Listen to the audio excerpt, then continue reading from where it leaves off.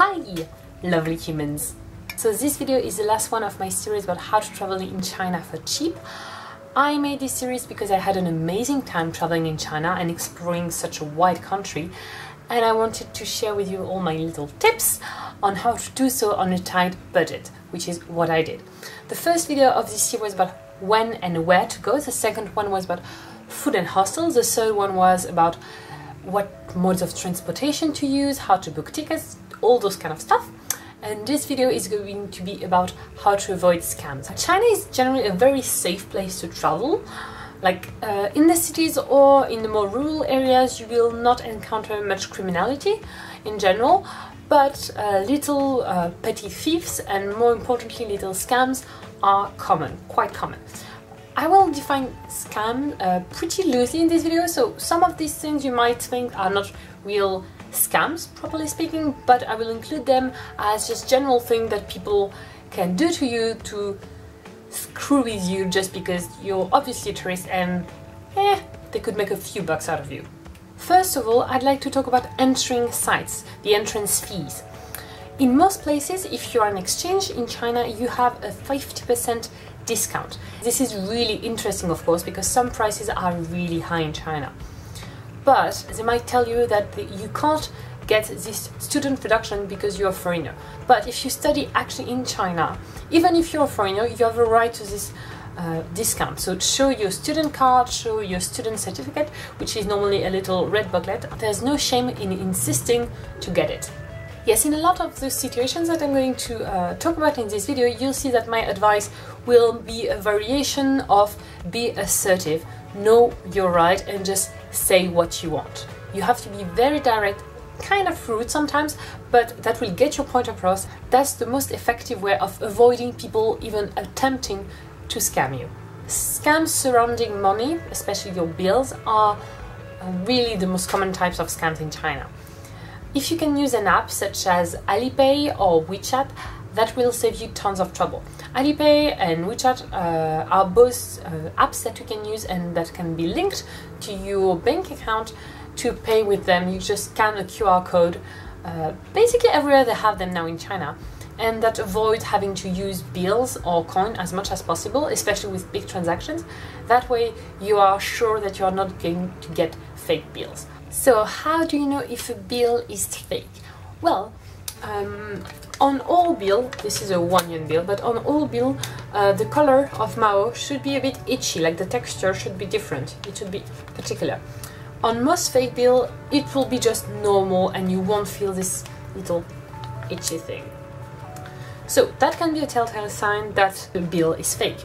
But you can't do that with all your bill, so maybe just do it with your 100 yuan bill. Be aware that you will most likely get fake bills at some point, but you have a good hope and good chances to just be able to use them with someone else. Now, on to the more serious scams, might I say.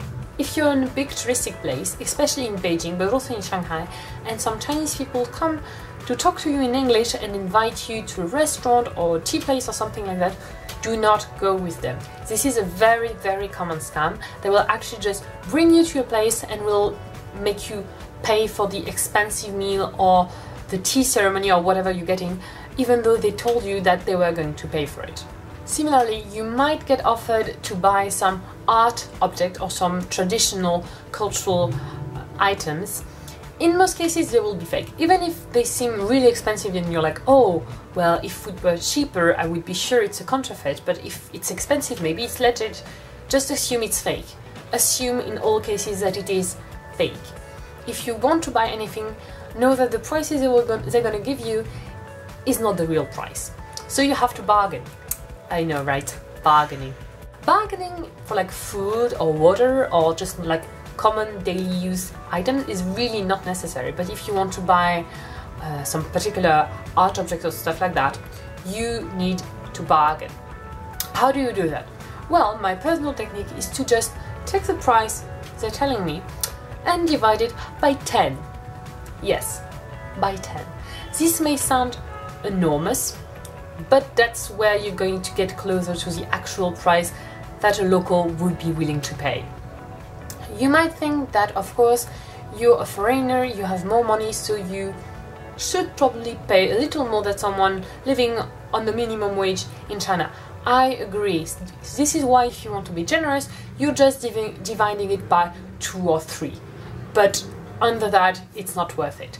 At least divide the price they give you by 2 or 3 and then don't budge. They're gonna argue, they're gonna do a little scene. That's just theater. Just keep your price and don't budge. And if they don't want your price, just walk away. In most cases, they will run after you, and if they don't, you will probably find a similar art object somewhere else. Of course, I'm altering this with my perspective, and this is my opinion, and you're absolutely free to do things differently. But then, still in the category of people making you pay for more than you should pay, taxis. Scams around cabs and taxis. I don't know if are taxis and cabs different things in English? Like, I think cabs may be more like British. I have no idea. I have no clue what I'm saying. Hey, anyway. So, scams around taxis in China are super common. The most common one being fake taxis, or black taxis as we call them in China. So if you arrive typically at an airport or even a train or bus station, you might get hassles or even harassed by very pushy taxi drivers who want you to get in their car. I think this is not specific to China, I think it happens in other places in the world. They won't be really aggressive, and if you just push them away, at some point they're gonna give up. You can just say 不要, 不要, or 不要, or 不要. That's like, I don't want to. And like, if you say it with real conviction, they might just leave you alone. Those black taxis are really to be avoided. In airport and train station, like in the biggest place, you will find an official queue for taxi. So go to the official queue, go to the official stand. That's where you will get the most legit taxis and the one that will charge you a reasonable amount. But of course, there's not an official queue everywhere and anywhere in all the small villages and in all the small streets, and most of the time you will just have to hail a taxi. If you're staying in China for some time, you can download Didi or another app like that to, like, it's the equivalent of Uber basically, or Lyft. Or you can just hail one in the street. Take the official taxi, like try to take the one that have official colors. In Shanghai, the best are the light blue ones, yellow ones, light colors. And if you can, make them use the taximeter. In the biggest cities like Shanghai or Beijing, it's usually like they usually just use it by default. They will use the taximeter.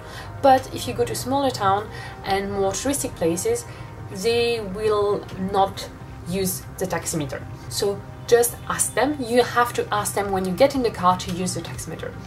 Of course, they won't speak in English, so I will just give you a sentence. Like, you can find them online, or you can like show the word on your phone. But taximeter is 计价器, 计价器.